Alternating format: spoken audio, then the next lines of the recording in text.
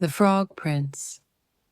One fine evening, a young princess put on her bonnet and clogs and went out to take a walk by herself in a wood.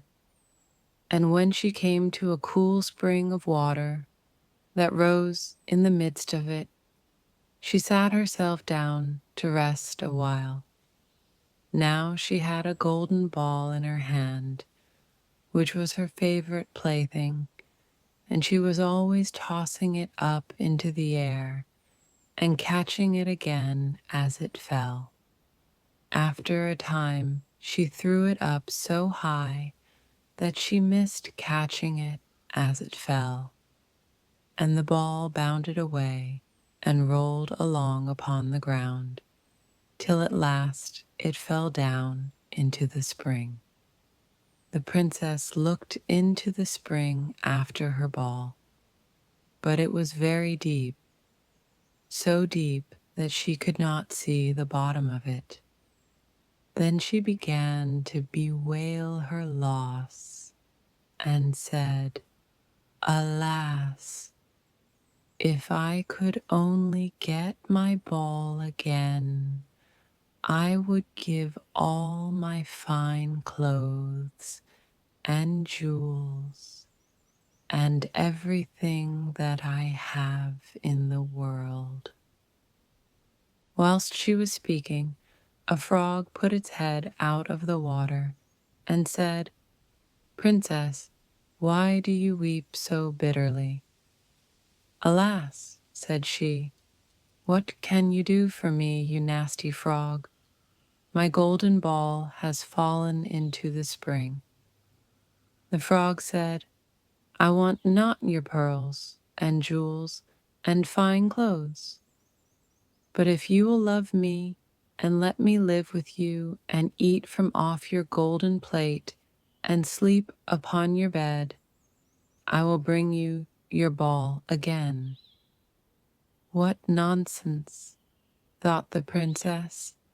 "This silly frog is talking.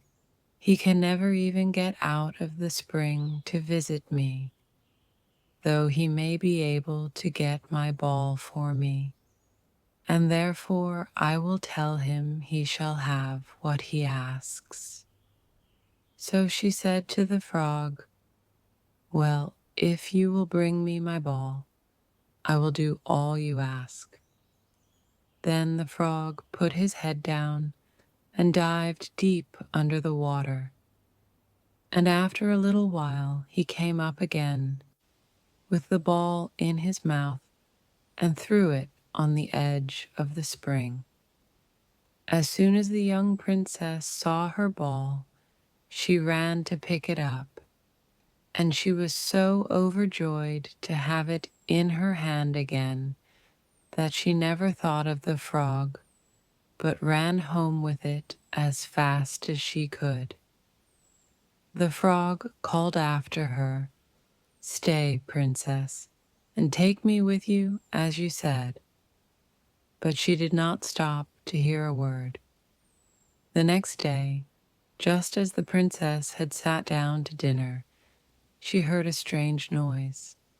Tap, tap, plash, plash, as if something was coming up the marble staircase. And soon afterwards there was a gentle knock at the door, and a little voice cried out and said, "Open the door, my princess dear. Open the door to thy true love here, and mind the words that thou and I said by the fountain cool in the greenwood shade." Then the princess ran to the door and opened it, and there she saw the frog, whom she had quite forgotten. At this sight she was sadly frightened, and shutting the door as fast as she could, came back to her seat. The king, her father, seeing that something had frightened her, asked her what was the matter. "There is a nasty frog," said she, "at the door, that lifted my ball for me out of the spring this morning. I told him that he should live with me here, thinking that he could never get out of the spring. But there he is at the door, and he wants to come in." While she was speaking, the frog knocked again at the door and said, "Open the door, my princess dear. Open the door to thy true love here, and mind the words that thou and I said by the fountain cool in the greenwood shade." Then the king said to the young princess, "As you have given your word, you must keep it. So go and let him in." She did so, and the frog hopped into the room, and then straight on. Tap, tap, plash, plash, from the bottom of the room to the top, till he came up close to the table where the princess sat. "Pray lift me upon chair," said he to the princess, "and let me sit next to you." As soon as she had done this, the frog said, "Put your plate nearer to me, that I may eat out of it." This she did, and when he had eaten as much as he could, he said, "Now I am tired. Carry me upstairs and put me into your bed."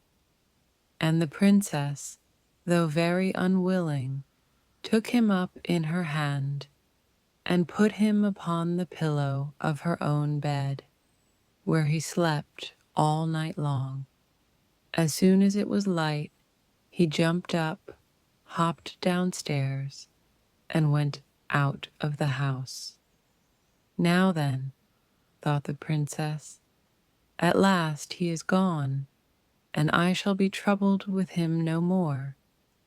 But she was mistaken, for when night came again, she heard the same tapping at the door, and the frog came once more and said, "Open the door, my princess dear. Open the door to thy true love here, and mind the words that thou and I said by the fountain cool in the greenwood shade." And when the princess opened the door, the frog came in and slept upon her pillow as before, till the morning broke. And the third night he did the same. But when the princess awoke on the following morning, she was astonished to see, instead of the frog, a handsome prince gazing on her with the most beautiful eyes she had ever seen, and standing at the head of her bed.